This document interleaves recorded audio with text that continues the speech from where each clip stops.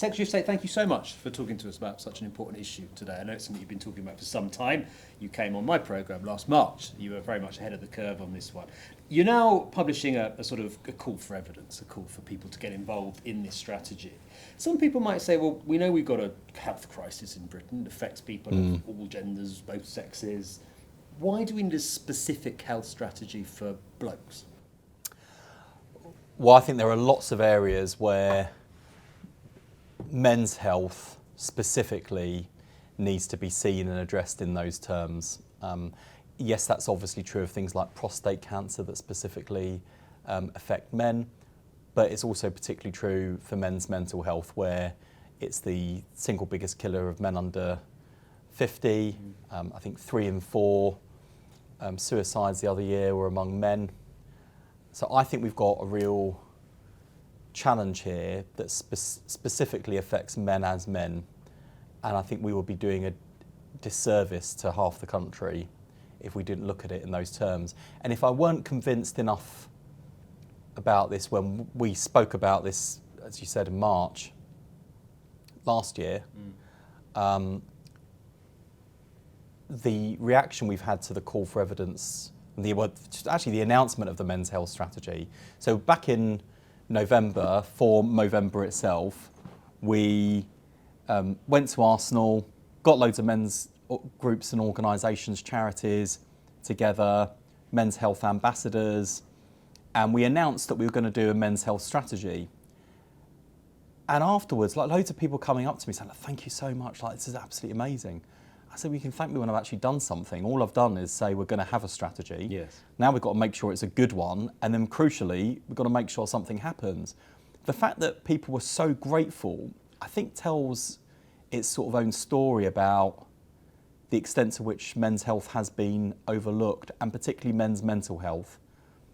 And one of the reasons why the call for evidence is really important, we've got lots of stats, but I think what we could do with is more insight. Especially from those grassroots organisations in a range of communities across the country, that whether on physical health or mental health, whether we're talking about white men or black men, whether we're talking about particularly the class inequality as well, that I think is at the heart of a lot of men's ill health and inequality. I think we will learn a lot through this process that we wouldn't get just from looking at the data that's already published. And to be honest, we certainly wouldn't get if we were just having a normal kind of round table in this office or gathering some people in Parliament, because already you've got brilliant organisations and initiatives like Rugby League Cares, like Movember, like Men's Sheds, who are reaching men that, frankly, the best will in the world, government consultations wouldn't normally reach. Yes, it has to be. It can't be all on government. And yet that statistic, the sort of often quoted statistic about male suicide, showing the fact that more than 3/4 of people who do take their own life are men. I mean, this is urgent. This is a crisis now. Yeah. What are your sort of initial thoughts on what government can do to try to turn the tide on that? Well, there's some obvious things around access to services, and there are lots of important commitments in our manifesto that I think will make a difference to people. So as we roll out support in every primary and secondary school in the country, that will be brilliant for young people's mental health, for boys and girls actually. Walk-in mental health services across the country, 8,500 more mental health staff to cut waiting lists. That is obviously going to make a big difference. But I think if we only did those things, and if we thought only government acting alone will solve the problem, I think we'd be missing a huge part of the story, because in common with what I'm trying to do across health reform generally in our country, which is of course better services, faster diagnosis, faster access to treatment, we also need to do a lot more on the prevention side. And I think we really need to get under the bonnet of what is actually going on with men's health. What's your sense on that? Because when we talked before, you talked about toxic masculinity, you talked about men being reluctant to come forward and ask for help in a way that women are slightly more sort of likely to do. Why do you think it is so disproportionately men that are being affected by suicide and mental health more broadly in that way?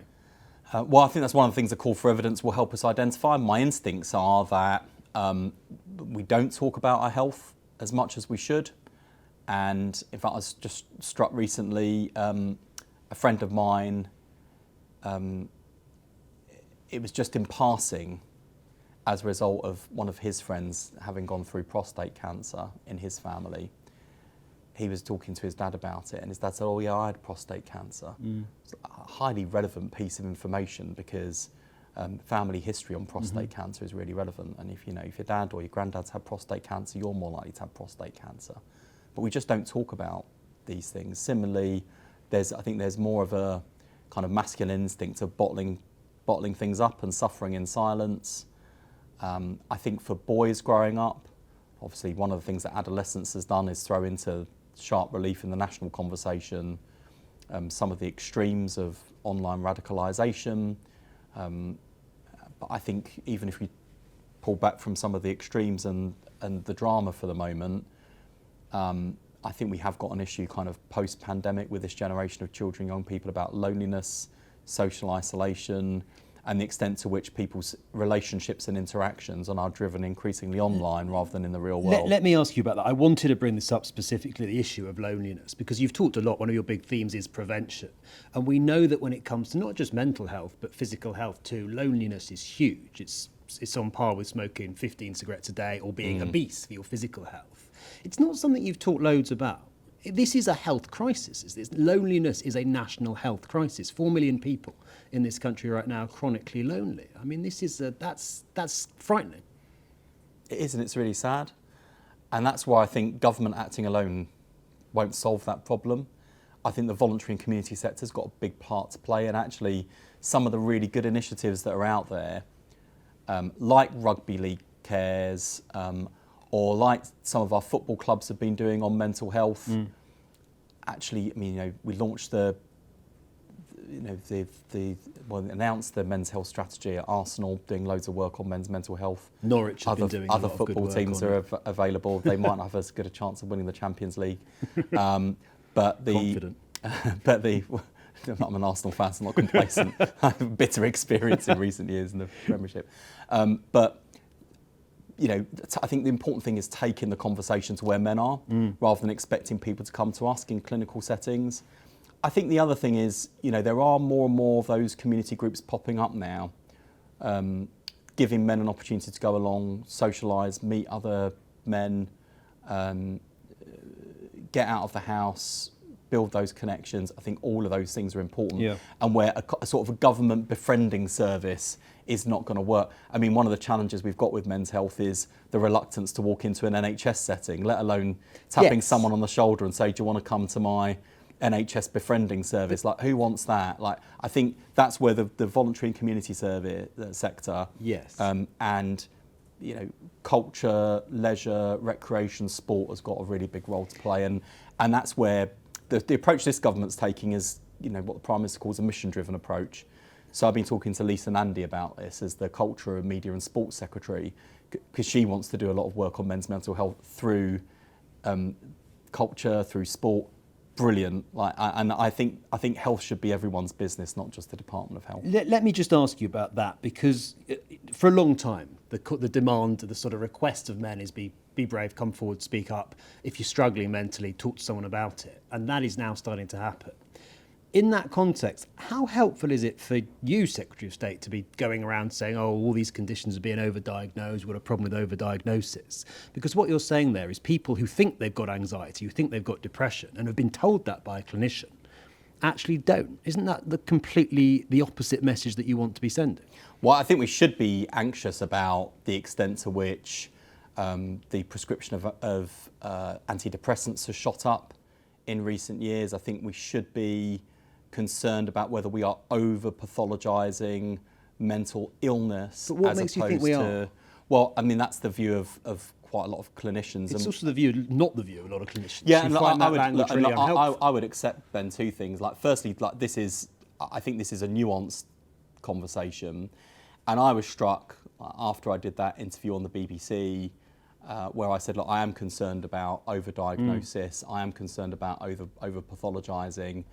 I had a lot of people get in touch, say, well, hang on a minute, I can't even get an appointment to see someone about my condition, or I'm still on a waiting list. So far from being overdiagnosed, I can't even get a There's diagnosis. a lot of people underdiagnosed. And I think both of those things are true, and they're related. Like especially in the children and young people's mental health services, my concern is that we've got a lot of young people with really acute need who've got eating disorders, who are self-harming or at risk of suicide, who are clinically depressed, are in a waiting list with lots of young people with what I'd describe as sort of lower level anxiety, well-being issues. And that's one of the reasons why we're doing the mental health support in schools, to try and get there earlier and make sure the waiting lists are shorter, making sure, because we get people the right support much earlier, also making sure those who need acute mental health services get access to treatment much faster. It's a nuanced debate, and we have to kind of tread sensitively in this area. But did you do that when you just came out and sort of said without any evidence, we've got a problem of overdiagnosis? That wasn't nuanced. Well, to be fair, I was asked a direct question about whether I was concerned about overdiagnosis, and yes, I am, and so are lots of clinicians. So I'm not kind of resigning from that, and I think that is an important debate to be had. It doesn't take away from people who are mentally ill and in need of services. But what you're quite saying the opposite. there is there are doctors in the NHS right now, psychiatrists, psychologists, GPs, who are telling people that they are ill when they aren't. It's a serious allegation. Well, I think there is, and I think this is definitely an area we'll be doing more work on, because I think there is a challenge of people being signed off work, off sick, and pathologised on mental health, when actually a bit of wellbeing support, earlier intervention would make more of a difference. I'm worried about the extent to which we, put people onto antidepressants, which often like very powerful drugs, and which people often struggle then to get out of. Do you think a GP's doing that because they're pressed for time? Do you think they're just handing people a pack of pills? I think it's simpler. I think this is a sort of issue we need to, not least given some of the correspondence I've had from clinicians who do have concerns. Yeah. I think we will want to do more work in this area, because I think it's kind of a bit more complicated than that. And I'm certainly not blaming GPs. I think one of the challenges we've got is, if you are pressed for time, and if there aren't the right type of services available, then you will reach for the kind of tool you have at your disposal. We've talked a lot about mental health, right? Let me just ask you, Secretary of State, a couple of questions about physical health, because it's a broader men's health strategy. You've talked about issues like cardiovascular disease, testicular cancer, prostate cancer. There's a huge amount of evidence now that links those conditions and others to ultra-processed foods and the dangers, not just of high-fat diet, high-sugar diet, but specifically ultra-processed food. Would you consider introducing warnings on food items in the same way we tell people if a product's high in fat or high in sugar, that says, warning, this is ultra-processed? Because that could save a lot of lives, couldn't it? Well, two things. I think we do need to follow the evidence in this area. I know it's a contested area of research, and there's emerging research all the time. I think the challenge would be, so I have been giving this quite a lot of thought. If, for example, you were to take a food labelling approach and slapped a sticker on products saying this contains ultra-processed food, I mean, you'd be better off putting stuff on the food in the supermarkets that says this isn't ultra-processed, because so much of it is processed food. And where I think some of the tension and some of the debate is coming in, not just from kind of what I would kind of describe as big food, like we describe big pharma, but big food, it's sort of the big food producers and retailers. It's also a kind of, would be debated by people in the public health space and clinicians. So on one hand, there is concern about ultra-processed food. On the other, people say, well, hang on a minute, this is how we're reducing high fat, salt and sugar. So I think it is a nuanced debate, and one where I think we just got to make sure before we leap in that we're following the evidence. I would say as a general rule, and I'm pretty sure kind of every dietitian in the country would agree, eating fresh and freshly prepared food is of course good for you. Making sure you've got a balanced diet, getting your right balance of vitamins and nutrients, that is kind of key. But again, sitting underneath that are a whole load of societal issues as well about what food is affordable. Yes. What food is quick, easy and convenient. We've got these issues of chicken shops near schools doing kind of lunch deals, and even if kids aren't in the chicken shop at lunch, if you're anything like I was as a kid, you might pop by the chip shop on the way home before you go home and then have dinner. Absolutely. I mean, I wish I could still get away with that now. I'm not as skinny as I used to be, that's Again, for sure. like me. So I think, though, and again, taking the approach that we are as a government, one of the, I think the strengths of the way we're approaching health as a government isn't just about the NHS and social care services, it's also about the work we're doing with the Department for Environment, Food and Rural Affairs, about our food environment, food supply, food marketing. It's also about, you know, the work we're doing, you know, with the education department and the culture, media and sport department. Can I ask you about the things like education physical element? activity? Because it's an element we don't talk about as much as we might. We talk a lot about food and diet. Just a couple of final questions. Physical activity is huge and kids are not doing much of it. Would you like to see children in schools doing more PE and more physical exercise?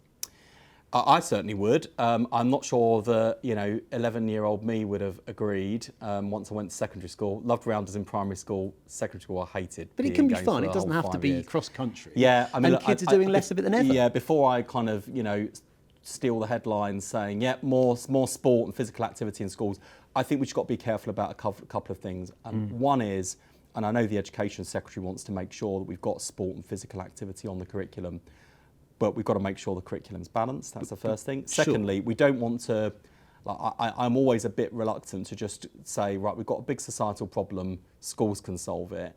I think this is also what's going on outside of school time, in the evenings, at weekends. Of course, but respectfully, getting those kids square eyes back to being out and about. Parents should be getting their kids out of the house running more. about. Yeah, and there's also a responsibility on us as well to make sure that kids have got access to good parks and open spaces, good leisure facilities, affordable activities, free activities in the community. So I'm a big fan of some of the work councils have been doing around things like outdoor gyms, more play equipment. But that schools is a simple solution to this in a sense. It's a quick win. You could say we are doubling the number of hours of PE in the week, and that would, you know, go some way to help alleviate this obesity crisis we've got. Surely, as health secretary, you'd like to see that. Yeah, but at the expense of what? I mean, I actually support what the Education Secretary, Bridget Phillipson's doing, which is making sure that we do have sport and physical activity on the curriculum, also making sure that we've got a broader curriculum that also contains things like the performing arts and culture, as well as your English, maths and sciences, so that children and young people get access to a broad curriculum that's good for mind, body and soul. So no to more PE at this point?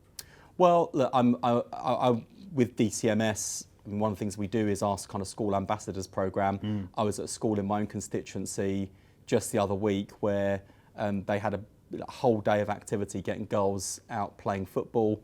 Interestingly, with the support of all the boys in the school, who the previous years, the first year they did it, all the boys kicked off. So why are the girls playing football? What about us? And when it was explained, like the way in which football has traditionally been a male-dominated game, the extent to which opportunities for girls to compete in competition at school level haven't been as good as the boys, but the boys got really behind it. But that was an initiative that's been supported with my department, DCMS. So we are doing a lot through schools. I just think we've got to be a bit careful that, especially when I'm in a radio interview, that I'm not rewriting the school timetable for every school in the country, or pretending that there's all this free time available in the timetable, so that we could just on a whim say, okay, we're going to have more of this and more of that because I want to solve a societal problem. Let me ask you just lastly, because we're pressed for time, about a totally different issue but an important one. It's the impact of the Supreme Court ruling last week about gender on the NHS. Just to clarity, can you be clear that that means that trans women will now be treated on male wards and be asked to use male toilets and change rooms in the NHS? No, what we want to do is to make sure that we've got single-sex provision and wards in the NHS, and that's based on biology, and to make sure that trans people have access to safe and dignified and respectful care. Now, clearly, we've got to handle this whole issue with sensitivity. It has not been lost on me or the government, and I think you heard this from the Prime Minister's questions this week. I think there is, a sort of a palpable anxiety amongst trans people about their rights, their identities, their dignity, their respect. And I think what the Supreme Court ruling does is two things. One is to be clear that when it comes to sex and gender, the Equality Act makes a distinction between those two things. Sex relates to biological sex, and people's gender identity may differ from their biology. And secondly, we can and must uphold the rights, the freedoms, the spaces for women as sex-based rights, and also take care of trans people and uphold their freedom and respect as well. Which wards would a trans woman now be treated on? Well, it will very much depend on particular settings.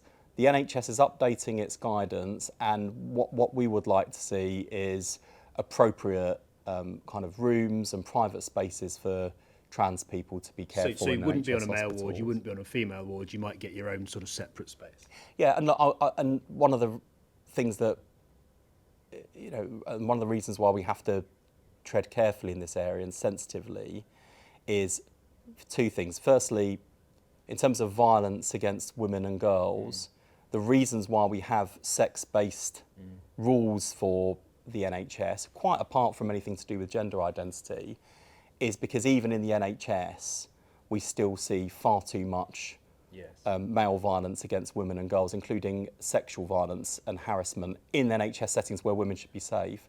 And secondly, I mean, I had a meeting in this office not too long ago where it was actually on a separate topic, but I heard a pretty harrowing report of a trans man. So this is someone who was born a girl, lived his life as a man, wanted, understandably, given that, to be on a male ward for his treatment.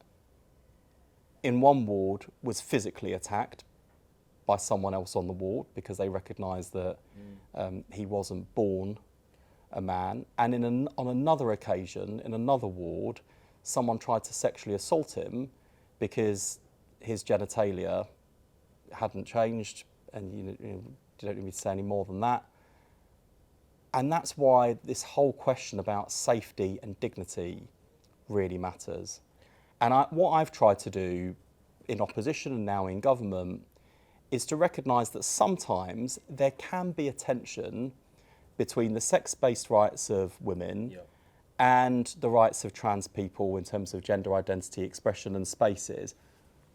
I've always felt, and I still think, we can find a way through and reconcile and resolve some of those tensions if we have a much more thoughtful national conversation about it. But if the way you do that is to dedicate private rooms to trans people, people might say, well, that's preferential treatment. A lot of people would like a private room in an NHS hospital. There might be quite a lot of resentment, might there not, about feeling like you are giving trans women, trans men preferential treatment to private settings. No, I think most people in this country are fair-minded and decent people. And when it comes to trans people in our country, would recognise not just that we're talking about a tiny minority of people, but we are talking about a group of people who are at the wrong end of all of the statistics on hate crime, harassment, on mental ill health, self-harm and suicide. And most people in this country wants trans people to be able to live with freedom, with dignity and respect. And that's what this government wants to. Just very finally, could that mean transgender wards, new transgender wards in NHS hospitals? Well, it comes back to this question of scale. And we're talking about a relatively small number of people in our country anyway, and a tiny number of people who might be accessing a different range of NHS services at any one time. So I just think we've, on top of everything else, private rooms makes more sense. And on top of everything else that we're dealing with, not just in the NHS, but also thinking about how you protect women's spaces and protect trans people's rights and dignities. Let's also keep some of these challenges in proportion. Like, we are talking about a small, tiny number of people who might be in an NHS service on any given day. So I don't think it is beyond the wits and means of leaders of NHS services across the country to find a caring and compassionate way through this. That's what the NHS is all about. I want every woman going into an NHS service to feel safe. I want every trans person going into an NHS service. I want all of us to feel safe.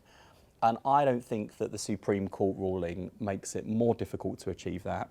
I think it clarifies where the law is. I think that is a good thing. And what I'd like to see is our national conversation on this move forward in a really caring, considered, respectful way that understands the different perspectives here, that understands why for lots of women in our country, having fought for decades, if not centuries, for women's voices, women's rights, women's spaces, why that is so important to so many women in our country. And also for trans people as well, to recognise that we want to live in a country where trans people feel safe. But 3 years ago, you were telling those women that they should get over it. Trans men, trans women and women get over it. Was something you said was your view a few years ago. That's not respectful, is it? Oh, well, I've addressed this previously, and I don't mind kind of saying, look, I don't think that was the right thing to say, and actually, I wish I'd listened much earlier. And I don't think we, to be honest, like given some of the rough discourse we've had on these issues in recent years, I don't think we lose anything by having a bit of humility to say, actually, I wish we'd listened. I think I have spent a lot of time, and not just in opposition in government, I spent a lot of time in this office listening to trans people, including young people and their families, listening to women's rights organisations, and thinking, as I did in opposition and now having the opportunity to do things in government, how do we find a way through that respects women's rights, voices and spaces, and respects trans people's rights, dignities and identities? And I don't think the two need to be in competition. I think we can find a way through. I think that's what most people in this country want, and that's what this government will do. Secretary, thank you very, very much indeed for Thank speaking you. to LBC.